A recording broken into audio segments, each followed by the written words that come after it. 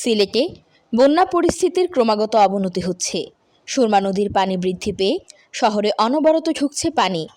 পানি বৃদ্ধি পেয়ে শহরের নতুন নতুন এলাকা প্লাবিত হচ্ছে। এ অবস্থায় বিদ্যুৎ সরবরাহ ব্যবস্থা ভেঙে পড়েছে। সিলেটের বেশিরভাগ এলাকায় বিদ্যুৎ সরবরাহ বন্ধ রয়েছে। পানি বৃদ্ধি অব্যাহত থাকলে আজ শুক্রবারের মধ্যেই পুরো সিলেট শহরের বিদ্যুৎ সরবরাহ বন্ধ হয়ে যাওয়ার আশঙ্কা করছেন সংশ্লিষ্টরা। সিলেটের দক্ষিণ সুরমা বিদ্যুৎ সাবস্টেশনে পানি উঠে যাওয়ায় বৃহস্পতিবার থেকে ওই এলাকায় সরবরাহ বন্ধ করে দিয়েছে বিদ্যুৎ উন্নয়ন বোর্ড। উপশহর কেন্দ্রেও পানি উঠেছে। যে কোনো সময় বন্ধ হয়ে যেতে পারে ওই এলাকার বিদ্যুৎ সরবরাহ ব্যবস্থা। বৃহস্পতিবার রাত থেকে পানি বৃদ্ধি পেয়ে কুমারগাঁও 132/33 কেভি গ্রিড উপকেন্দ্র বন্ধ হওয়ার উপক্রম হয়েছে। ওই উপকেন্দ্র থেকে সারা সিলেটে বিদ্যুৎ সরবরাহ করা হয়ে থাকে। বিদ্যুৎ বন্ধের আশঙ্কায় শুক্রবার সকালে কুমারগাঁও ছুটে যান সিলেট সিটি কর্পোরেশনের মেয়র আরিফুল হক চৌধুরী। তিনি বিউবোর কর্মকর্তাদের সাথে কথা বলেন। মেয়র আরিফুল হক চৌধুরীর বরাত দিয়ে তার ব্যক্তিগত কর্মকর্তা মহিবুল ইসলাম ইমন জানান, বিউবোর প্রকৌশলীরা জানিয়েছেন আর মাত্র 4 ইঞ্চি পানি বৃদ্ধি পেলে কুমারগাঁও উপকেন্দ্র থেকে বিদ্যুৎ সরবরাহ বন্ধ হয়ে যাবে। এতে পুরো সিলেট অন্ধকারে চলে যাবে। বিদ্যুতের পাশাপাশি বিশুদ্ধ খাবার পানির সংকটও দেখা দেবে।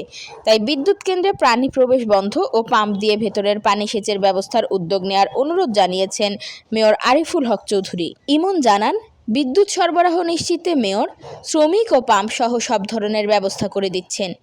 যে কোনোভাবে বিদ্যুৎ সরবরাহ স্বাভাবিক রাখতে তিনি বিউবোর কর্মকর্তা ও প্রকৌশলীদের অনুরোধ জানিয়েছেন। প্রসঙ্গত, বন্যার কারণে অনেক স্থানে বিদ্যুতের লাইন ও বাড়িঘর পানিতে তলিয়ে গেছে। কিছু কিছু জায়গায় বিদ্যুতের খুঁটি উপড়ে ও তার ছিঁড়ে পড়েছে। এমত অবস্থায় সিলেট শহরের একাংশ ছাড়া পুরো জেলায় বিদ্যুৎ সরবরাহ বন্ধ রয়েছে। আমাকে ফোন করে এই মেসেজটা দিলেন যে আর যদি পানি বাড়ে তাহলে আমরা রেশন ডেটে এটা বন্ধ করতে হবে। ডেট বন্ধ হয়ে গেলে সমস্ত স্থিতি ডেভেলপ হয়ে যাবে এবং এই জন্য আমি সঙ্গে সঙ্গে এখানে আসছি। আসার পরে আমি অলরেডি আমাদের সিটি কর্পোরেশনের যা ওয়াটার ডেভেলপমেন্ট বোর্ডের এক্সচেঞ্জে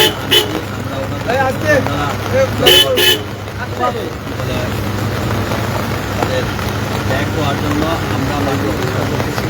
সেনাবাহিনীকেও আমরা অনুরোধ করছি এখানে আমাদেরকে হেল্প করার জন্য তারাও জিজ্ঞাসা করেছেন মাটি দিয়ে।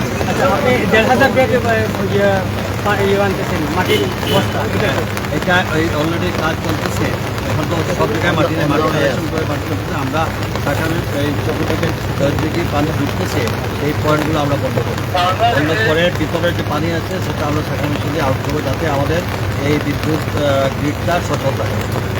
একটা প্রশ্ন আপনাদের, এই যে বিভিন্ন এলাকার মানুষজন কিন্তু যখন পানিবন্দী হয়ে গেছে, তাদের উদ্ধার কাজে আপনাদের সিটি কর্পোরেশন ব্যাপারটা হচ্ছে মেইন জিনিসটা যদি আমি নেটওয়ার্ক বন্ধ হয়ে যায়, আজকে আপনি আমাকে কিছু মেসেজ দিচ্ছেন সেই জিনিসটা এটা বেশি গুরুত্বপূর্ণ, তাহলে আমরা তো কোনো খবর পাচ্ছি না। আগে এটাকে সেভ করে আমরা নৌকার জন্য ব্যবস্থা করছি, আমাদের সব কাউন্সিলররা ফিল্ডে আছে, সব কিছু আমরা। কিন্তু এখন যোগাযোগ ব্যবস্থা যদি কোলাপস হয়ে যায় তাহলে আমরা খবর আমরা এটার উপর